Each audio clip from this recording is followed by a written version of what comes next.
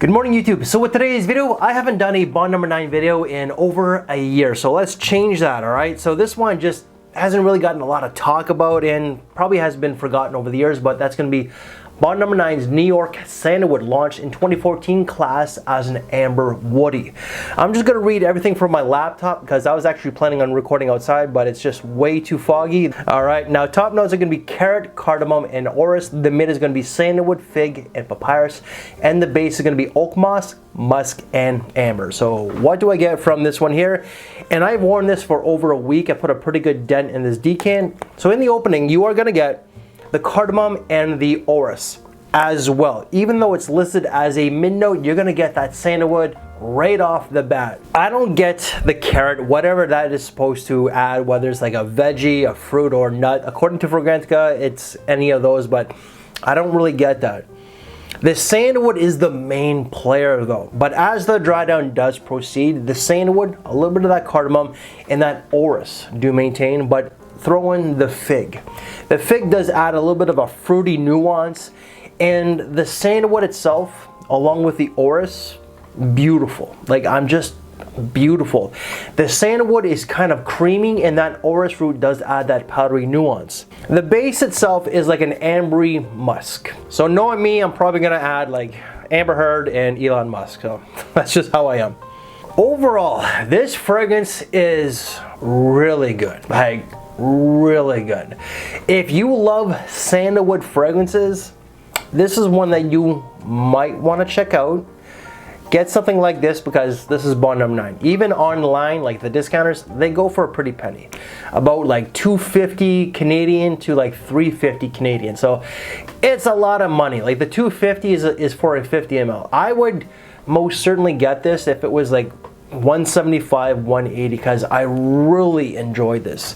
This fragrance, in some ways, the sandalwood, does remind me of this one here, Dunhill's Indian Sandalwood, in some ways, because both fragrances are very prominent in the sandalwood. They're both creamy, they're delectable, they're also both powdery. This one here also has that orris root or like an iris, one or the other. So they do have some similarities. The major difference is though is that this one is quite affordable. This is like $100 while this is just over $250. I really enjoy this. For a unisex scent from Bond number 9, this leans right down the middle.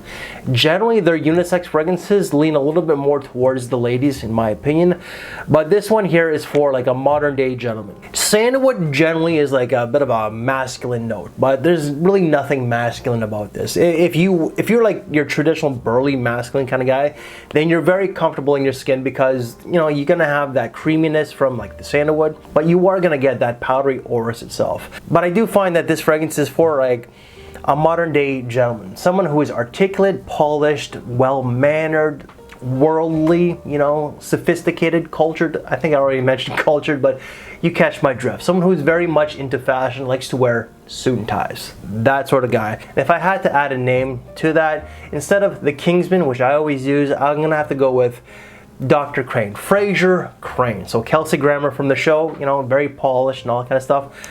That's what this pretty much is. I really enjoy this one though, and when I wear it, I do feel more polished and more gentlemanlike. I'm very blunt and I can be quite sarcastic, so that's not exactly the traits of a proper gentleman. It really ain't.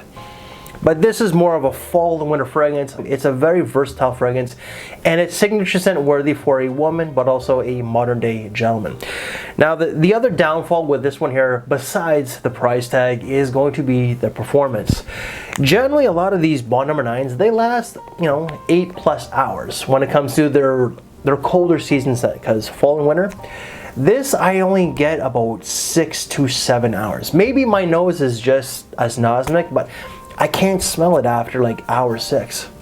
This has only been on my hand for like the last 15 minutes, but it projects quite nicely within the first hour. Then after that, it's more of a, like a like it's in your personal space. So if you're looking for compliments, if you're one of those people, which I am not, you know, people are gonna have to get into your space to smell this one out if that's what you're looking for. But overall, I just think it smells fantastic. It's a wonderful blended fragrance, and that's my quick little take of Bond No. 9's New York Sandalwood.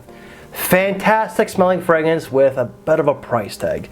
If I can get this for a lower price tag, like, you know, again, 170, 180, even if it's like a 50 ml, I'm buying it. I really enjoyed this one. I really do, but not enough to drop that type of coin. And I'm also at a stage where, like, you know, I'm gotta stop spending money on fragrances.